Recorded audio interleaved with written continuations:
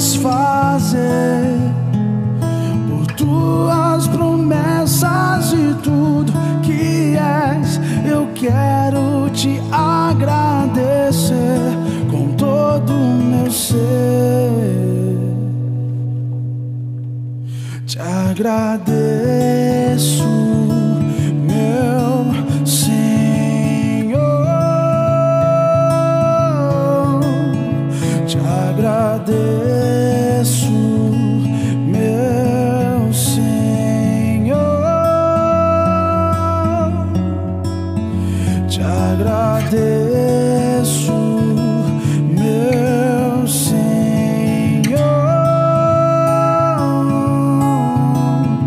Te agradeço, meu Senhor. Te agradeço por me libertar e salvar, por ter morrido em meu lugar. Te agradeço, Jesus, te agradeço. Eu te agradeço, te agradeço, te agradeço, meu Senhor. Te agradeço, meu Senhor. Te agradeço, meu Senhor.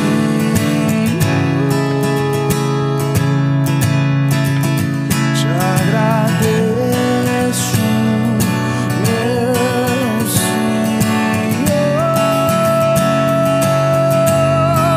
Te agradeço por me libertar e salvar, por ter morrido em meu lugar. Te agradeço, Jesus, te agradeço. Eu te agradeço,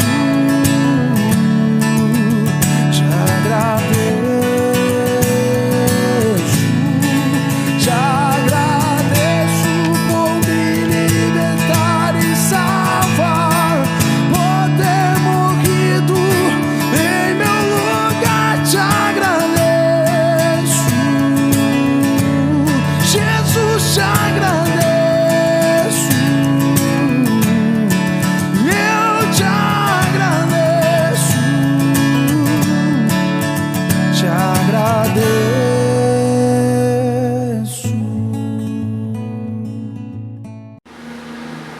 Queridos irmãos da Igreja Presbiteriana de São João da Cristina, é uma grande alegria poder falar com vocês na qualidade de ex-pastor da igreja, onde nós tivemos momentos felizes, marcantes, que eu guardo no coração profundas lembranças de todos os irmãos. E se eu fosse aqui enumerar, eu acho que esse vídeo ficaria não só mais de hora, mas quase dia. E eu sei que os irmãos não têm esse tempo todo para nós recordarmos isso. Isso nós faremos, se Deus assim permitir, numa outra oportunidade. Mas eu estou feliz de falar com vocês como ex-pastor da igreja. E eu lembro que eu conheci a igreja de São João da Cristina no ano de 1988, ainda quando seminarista, e depois eu tive o privilégio de passar o ano de 1988 inteirinho com os irmãos, todos os meses ministrando a palavra de Deus. E depois fui pastor aí nos anos de 1991 e 92. Parece tão longe, mas as lembranças ainda aquecem e avivam a nossa alma e a nossa alegria. E eu também estou muito feliz de falar com vocês nestes 120 anos de vida desta igreja, pelo fato de ter aí o reverendo Guilherme como pastor desta amada igreja, e o Guilherme ter sido meu filho na fé lá em Itajubá.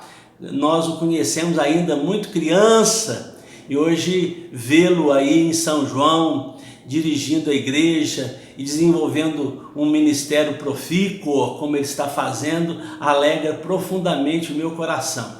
Mas também não apenas na qualidade de ex-pastor da igreja, eu me dirijo a vocês, também como presidente do Sínodo Sul de Minas. Eu quero parabenizar vocês por esta data tão emblemática, tão bonita, de 120 anos. É uma das igrejas mais velhas aqui da nossa região. São Caxambu, depois Lambari também, são igrejas que já têm aí no seu percurso mais de 100 anos, e nós louvamos a Deus por esta vitória dos irmãos. Eu quero deixar com vocês um versículo da palavra de Deus nesse tempo de festa, nesse tempo de comemoração. Encontre-se no Salmo 145, os versos 3 e 4. Grande é o Senhor e muito digno de ser louvado. A sua grandeza é insondável. Uma geração louvará a outra geração as tuas obras e anunciará os teus poderosos feitos. Irmãos, esse tempo de comemoração é um tempo de lembrarmos as muitas e grandes vitórias que Deus deu a esta igreja, a este povo tão amado que há mais de 100, 200 anos habita esta região aí, e que o Evangelho do Senhor Jesus chegou até esse lugar, chegou aos corações das famílias, chegou ao seu coração, meu irmão, minha irmã. Temos que louvar realmente o Senhor. E somos então o quê? Frutos de uma geração passada, uma geração que deixou o seu legado e marcou o nosso coração com a palavra de Deus. E nós colhemos esses frutos aí em São João hoje. Mas nós temos que lembrar, como diz aqui o Salmo 145, que uma geração anunciará a outra geração os poderosos feitos do Senhor. É tempo de celebrar, sim, vamos celebrar, porque temos que agradecer, e agradecer a Deus é algo muito importante, é algo que alegra o coração de Deus e mostra saúde emocional. Entretanto, temos que também entender que tem uma futura geração, que tem pessoas lá na frente que precisam ouvir o Evangelho do Senhor. E vocês estão plantando essa semente, estão semeando o Evangelho, estão anunciando o reino dos céus. E vocês devem agora orar a Deus para que o Senhor descortine os seus olhos, para descobrirem qual o chamado, qual a vocação, quais os caminhos pelos quais vocês vão percorrer daqui para frente, para que as futuras gerações sejam também impactadas por esta geração. Vocês, como nós hoje, fomos impactados pela geração passada e colhemos os frutos, e nós vamos continuar celebrando. Então, meus irmãos, um grande abraço, um abraço cheio de saudade e cheio de amor. Que Deus os abençoe ricamente. Em nome de Jesus. Amém. Oremos. Nosso Deus e Pai, abençoa o teu povo aí em São João da Cristina. Abençoe essa igreja, abençoe o pastor, abençoe o conselho, ajuda diaconal, todos os irmãos, para que eles sejam frutíferos e prósperos em todos os seus caminhos. Recebe este louvor e essa gratidão. Em nome de Jesus. Amém. Queremos saudar todos os irmãos dessa amada igreja com o Salmo 103, versos de 1 e 2. Bendize a minha alma ao Senhor, e tudo que há em mim bendiga o seu santo nome. Bendize a minha alma ao Senhor, e não te esqueças de nenhum só de seus benefícios. Deus tem sido presente neste período tão longo de mais de um século, em que tem conduzido, protegido e abençoado cada vida, cada família, o seu povo que se reúne nesta localidade do bairro São João da Cristina. Deus tem sido agradado em manter esta igreja e dela levantar ministros, evangelistas e missionários para levar o poderoso evangelho que salva e transforma vidas. Nossa gratidão a Deus, porque todos vocês têm sido exemplo para muitas igrejas, famílias e servos do nosso bom Deus, pelo testemunho e fidelidade demonstrado por cada um de vocês no seu dia a dia. Tem sido agradado em manter esta igreja e dela levantar ministros, evangelistas e missionários para levar o poderoso evangelho que salva e transforma vidas. Nossa gratidão a Deus, porque todos vocês têm sido exemplo para muitas igrejas, famílias e servos do nosso bom Deus, pelo testemunho e fidelidade demonstrado por cada um de vocês no seu dia a dia. Com contentamento e gratidão, rogamos a Deus o continuar de suas bênçãos sobre esta igreja, exemplo para o nosso presbitério e toda a nossa IPB. E vocês continuem firmes no bom combate, seguindo o exemplo dos heróis da fé que Deus tem levantado durante a trajetória histórica desta igreja em nossa região. Que Deus muito vos abençoe. Receba então nosso abraço com alegria por essa tão bênção que Deus tem permitido a esta igreja viver nesse dia. Parabéns, amados do Senhor. Deus vos abençoe. Amém.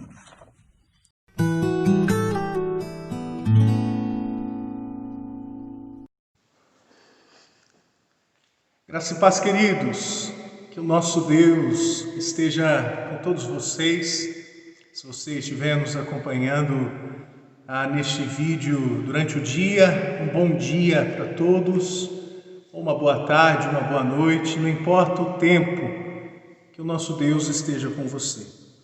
É uma alegria muito grande poder, nesta ocasião, celebrarmos e louvarmos a Deus pelos 120 anos da nossa igreja. Deus tem sido fiel, Deus tem conduzido a nossa história, a história do povo dele neste lugar. Esse ano de 2020 é um ano atípico, um ano diferente. Nós estamos impossibilitados de reunirmos toda a igreja para celebrarmos essa data. Por isso, nós iremos neste final de semana termos programações especiais pelo canal da nossa igreja. E hoje eu estarei compartilhando a mensagem do Senhor com vocês. E no dia de amanhã, no domingo, teremos participação especial dos vários pastores que passaram por aqui. Que o nosso Deus esteja com todos eles e que você possa acompanhar essas programações. O texto que iremos meditar na palavra do nosso Deus se encontra no Evangelho de Mateus, capítulo de número 16. Evangelho de Mateus, capítulo de número 16, versículos 13 a 20. Antes de lermos o texto, nós vamos orar pedindo a iluminação do nosso Deus na leitura que faremos. Pai, fale ao nosso coração. Transforme o nosso entendimento, nos ajude a compreendermos mais da Tua Palavra. Em nome de Jesus. Amém. Mateus capítulo 16, de 13 a 20, o texto diz assim: Indo Jesus para os lados de Cesareia de Filipe, perguntou a seus discípulos: Quem diz o povo ser o Filho do Homem? E eles lhes responderam: uns dizem João Batista, outros Elias e outros Jeremias ou algum dos profetas. Mas vós, continuou ele, quem dizeis que eu sou?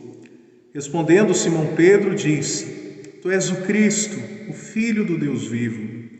Então Jesus lhe afirmou: Bem-aventurado és, Simão Barjonas, porque não foi carne e sangue que te revelaram, mas o meu Pai que está nos céus. Também eu te digo que tu és Pedro, e sobre esta pedra edificarei a minha igreja, e as portas do inferno não prevalecerão contra ela. Dar-te-ei as chaves do reino dos céus. O que ligares na terra terá sido ligado nos céus, e o que desligares na terra terá sido desligado nos céus. Então advertiu os discípulos de que a ninguém dissessem ser ele o Cristo. Amém. Queridos, o Evangelho de Mateus é um dos evangelhos mais fantásticos que nós temos na Bíblia.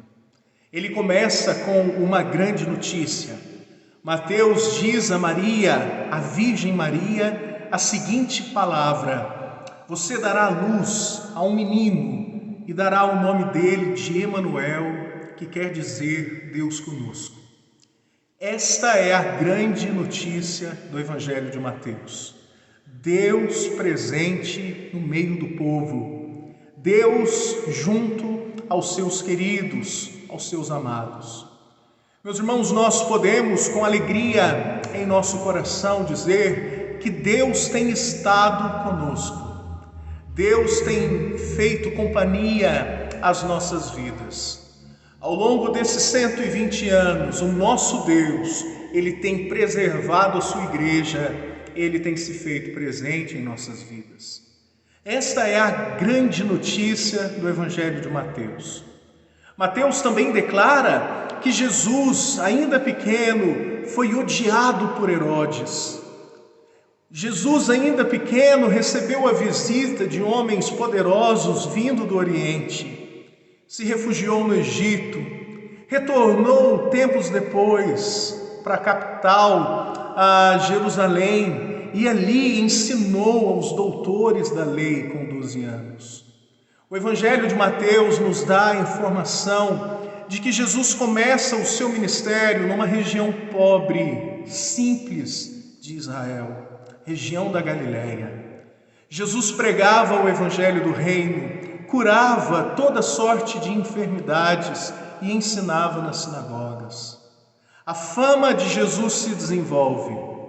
No capítulo de número 9, ele vê uma multidão faminta, desesperada, e ele diz que aquela multidão era como ovelhas que não têm pastor.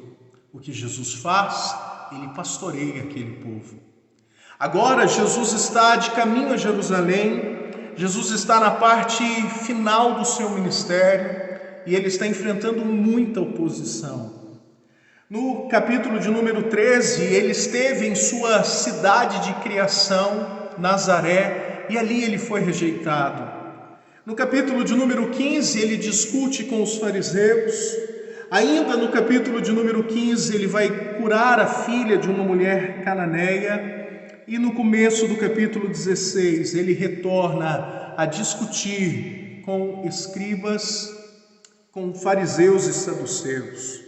E chegamos então no texto dessa noite, na nossa meditação nesse vídeo. Jesus se encontra numa cidade chamada Cesareia de Filipe. Filipe, que não é o discípulo de Jesus e também não é o diácono de Atos.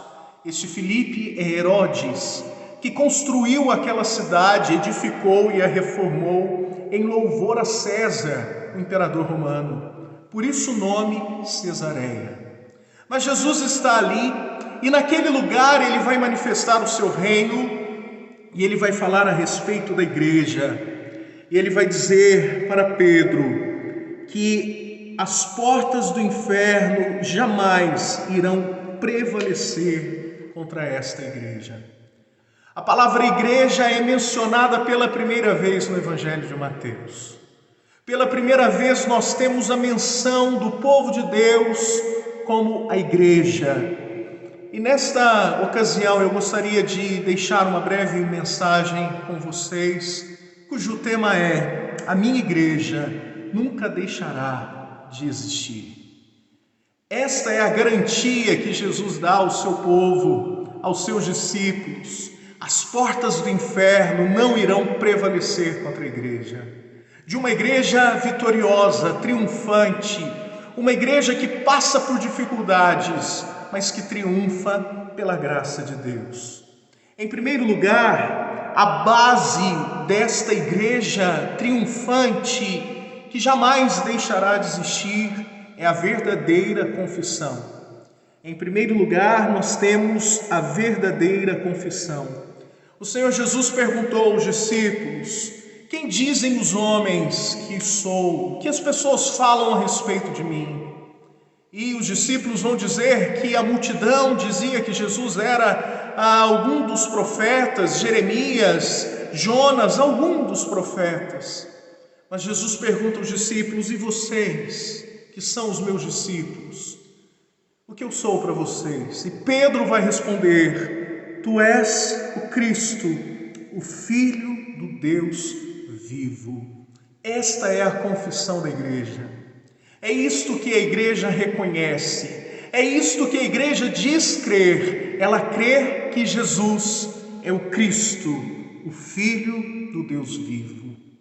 A igreja nasce de uma comunhão trinitariana, ou seja, uma comunhão com Deus triuno.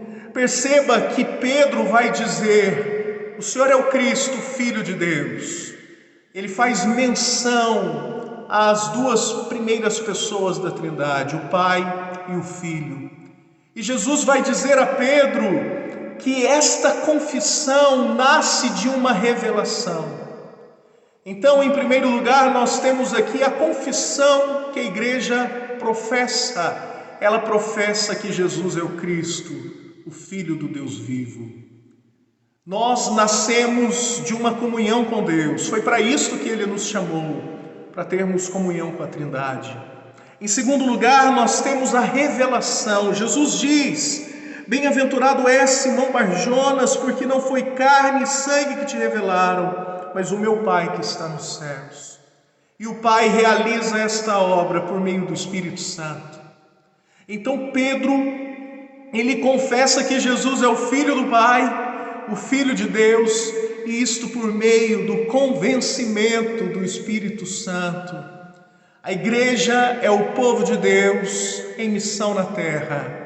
É a comunidade de discípulos que tem uma única missão: propagar a comunhão com o Pai, o Filho e o Espírito Santo.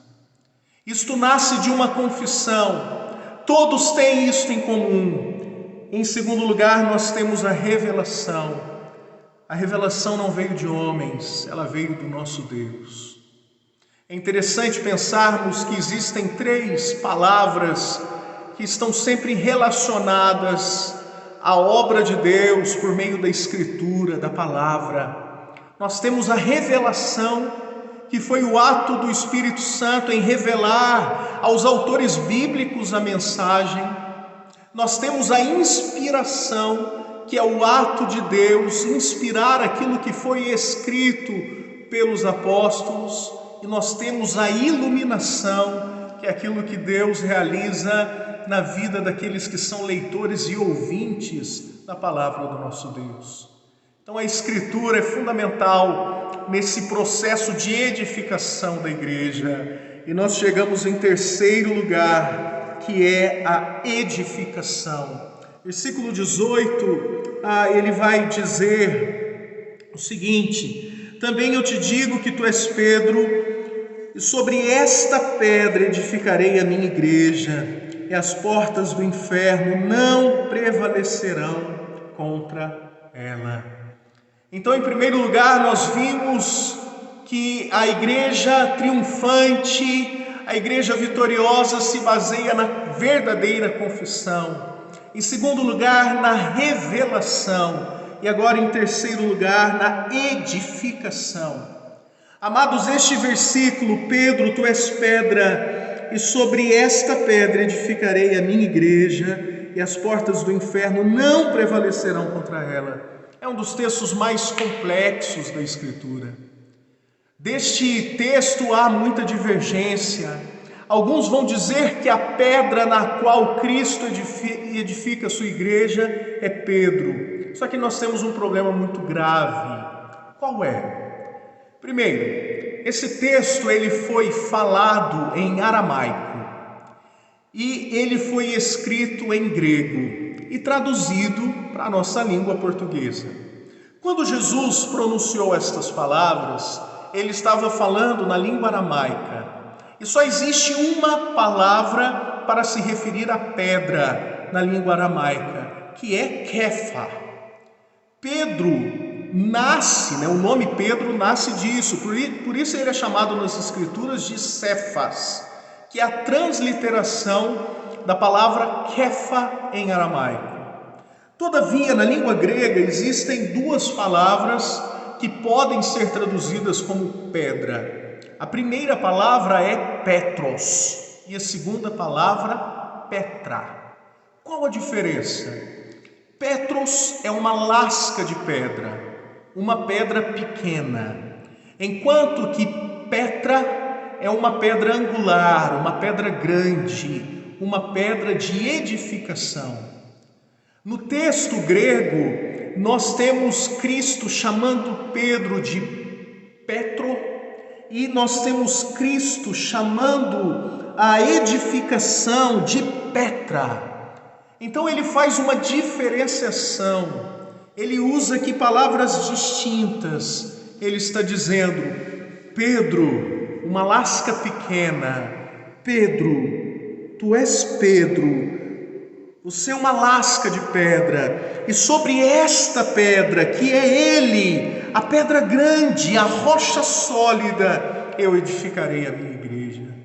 O que ele está dizendo é: Pedro, eu vou edificar a igreja sobre mim, eu edificarei a igreja sobre a minha rocha. Isso vai ficar evidente no contexto posterior, quando Pedro ele vai negar a Jesus. Ele vai dizer, quando o Senhor Jesus prediz a sua morte e ressurreição, e ele vai dizer que Jesus estava errado e Jesus o chamará de pedra de tropeço.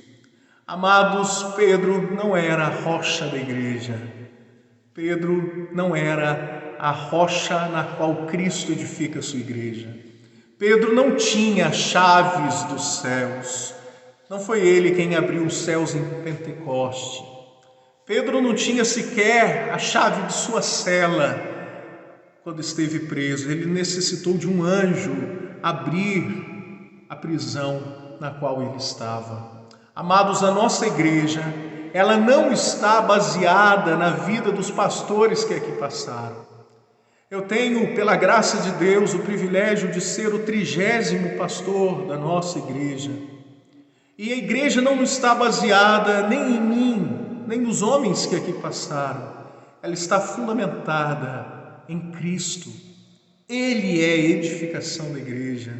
Cristo é tudo. Ele é da vida o melhor. Cristo é a nossa esperança. Louvado seja Deus por isso. Em último lugar, nós temos aqui a promessa para a igreja triunfante. Jesus declara: e as portas do inferno não prevalecerão contra ela. Amados, a ideia que Cristo tem de uma igreja é uma igreja que avança. Não uma igreja acuada, não uma igreja medrosa. Perceba que Jesus não está dizendo assim que as muralhas da igreja irão prevalecer contra os ataques de Satanás. Ele não está dizendo que o acampamento dos cristãos não vai sofrer nenhum ataque do inimigo. Não é isto. Ele não está dizendo uma igreja na defensiva. Ele está falando de uma igreja na ofensiva, uma igreja que avança. As portas do inferno não irão prevalecer. É uma igreja que está em ataque, uma igreja que está avançando, e para avançar ela precisa sair. Esse é o significado da palavra igreja, eclesia, chamados para fora. Amados, a igreja não foi vocacionada para dentro. Ela foi chamada para fora. Aqueles que devem ter prioridade na igreja não são os de dentro, são os de fora. Muitas vezes a igreja se encontra muito mais preocupada em encher os bancos, quando nós deveríamos nos preocupar em povoar o céu. Essa deve ser a nossa preocupação. Isso que nós devemos dar valor. Aqueles que estão lá fora, que jazem nas trevas, a igreja precisa avançar. A igreja precisa triunfar. As portas do inferno não podem prevalecer contra a igreja. Esta é a garantia. Esta é a promessa. Amados, Cristo está em missão e Ele deseja que a igreja avance com Ele em missão. Para concluir, eu me lembro de um texto no Antigo Testamento que fala também sobre rocha, sobre pedra. O profeta Samuel, o último dos juízes, num momento muito importante de Israel, quando ele estava na região de Mispá, em Israel, ele vai pegar uma pedra e ele vai edificar um altar e ele vai dizer para Israel: Ebenezer, até aqui nos ajudou o Senhor. Ebenezer significa pedra de ajuda, uma rocha sólida. Até aqui nos ajudou o Senhor. Amados, quando Samuel usou aquela pedra para ilustrar o cuidado de Deus, ele não estava dizendo o seguinte: até aqui nos ajudou o Senhor, ou seja, nesse tempo todo nos ajudou o Senhor. O aqui não era um lugar no tempo. O aqui de Samuel era um lugar geográfico. Mispá, no livro dos Juízes, é marcada por fatos tristes. É marcada pela história de Jefté chegando em Mispá e tendo de oferecer a sua filha após o voto que ele havia adquirido. Mispá foi o lugar onde Israel se ajuntou para vingar a morte da concubina do levita, que havia sido morta de maneira muito cruel. O povo de Israel havia se ajuntado em Mispá para vingar. E o texto bíblico vai dizer em Juízes capítulo 19 que nunca houve na história de Israel um momento mais triste do que aquele. Samuel, quando diz aquelas palavras, até aqui nos ajudou, ele estava dizendo, até nesse lugar, até em Mispa, um lugar difícil, um lugar de dor, de derrota, até aqui nos ajudou o Senhor. Amados, em 120 anos, eu não sei se houve um período mais difícil para a história da nossa igreja. Não só para a nossa igreja, mas para a igreja no Brasil. Eu não sei se a igreja brasileira presenciou um momento de tanta dificuldade quanto este do ano de 2020. Mas uma coisa nós podemos dizer, até agora, nesse momento difícil, o Senhor nos ajudou. Ele edifica a igreja. Ele é a nossa confissão. Ele é aquele que revela a cada dia a nós. E Ele nos dá a promessa de permanecer ao nosso lado. Louvado seja Deus. Que Deus esteja com você. Se você ainda não faz parte do povo de Deus, se renda a Cristo e venha fazer parte desse povo vitorioso que sofre, padece, mas que vence com Jesus. Que o Eterno esteja com vocês, em nome de Jesus. Amém. Vamos orar? Pai, obrigado pela Tua palavra, obrigado por estes 120 anos de história da nossa igreja. Pedimos, Deus, que o Senhor continue fortalecendo a obra do Senhor em nosso bairro, esta igreja tão preciosa que é a Igreja Presbiteriana de São João. Nós te louvamos e bendizemos, te engrandecemos o nome do Senhor Jesus, nome pelo qual edificamos a nossa fé, nome pelo qual edificamos, ó Deus, a nossa igreja e a obra do Senhor neste lugar, em nome de Jesus. Amém.